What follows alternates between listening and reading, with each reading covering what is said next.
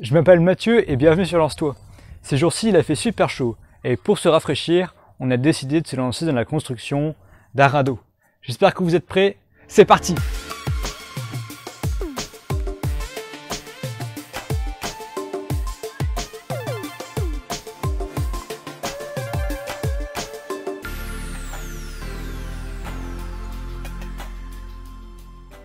Pour commencer, il a fallu que nous récupérions les matériaux nécessaires à la fabrication du radeau.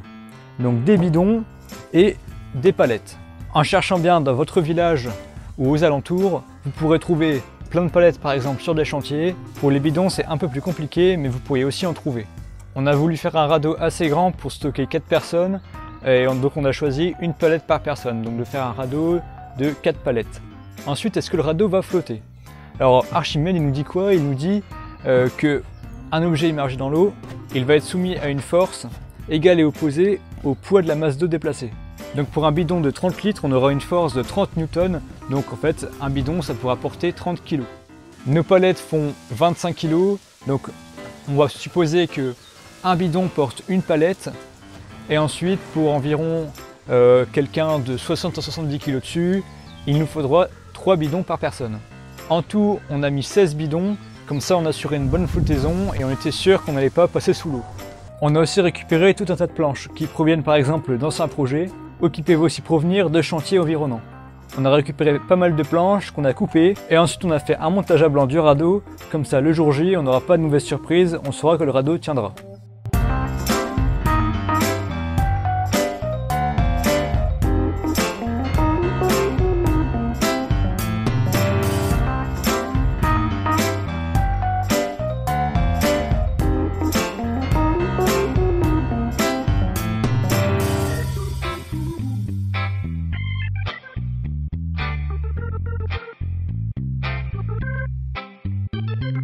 On a donc mis des planches sur tous les côtés du radeau et par en dessous. On ne les a pas vissées, on les vissera seulement le jour où on mettra le radeau à l'eau. On a aussi récupéré des planches fines pour faire un sol dans un supermarché. C'est des planches qui sont normalement situées sous les packs d'eau et on a bien voulu nous les donner.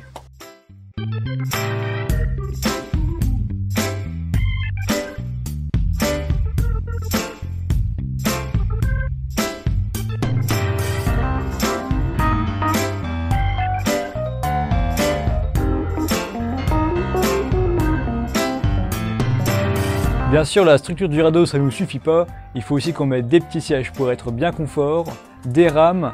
Bien sûr, on rajoute un petit barbecue pour se faire à manger une fois sur la route, une petite enceinte et on n'oublie pas de prendre des gourdes et de quoi boire.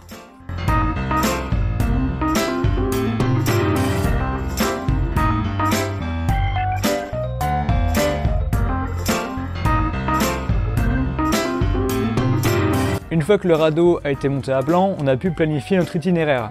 Donc il faut trouver un endroit où on va pouvoir naviguer sans rencontrer de bateaux, avec assez d'eau et sans obstruction de la route.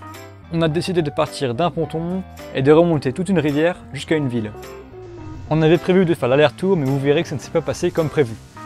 Une fois que tout est prêt, on peut tout charger dans la voiture et c'est parti, on pourra mettre ça à l'eau.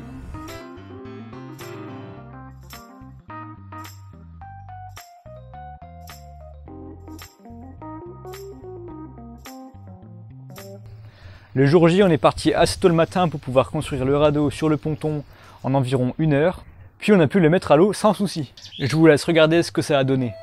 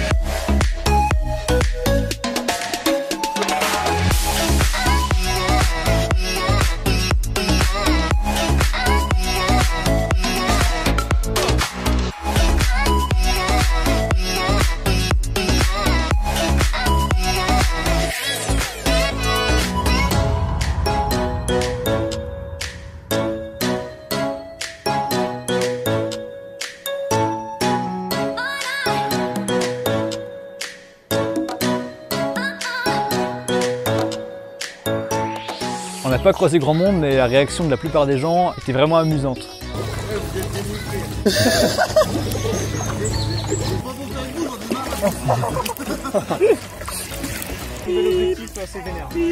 Eh Médor, tu te calmes, hein. Il y a de l'ombre. Comme prévu, on a été bloqué à la fin par une écluse. Seulement, il y a un orage qui est arrivé, du coup on a dû s'abriter sous un pont.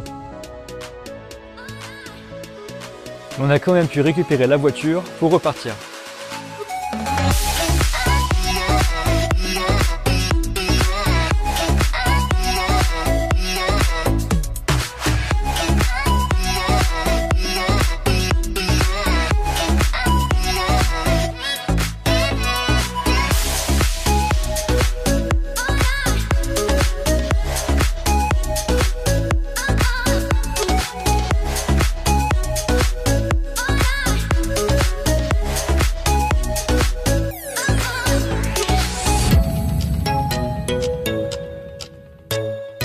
Et voilà, si vous aussi ça vous a chauffé, n'hésitez pas à vous lancer dans la fabrication d'un petit radeau. En tout, ça nous a rien coûté, mis à part les saucisses.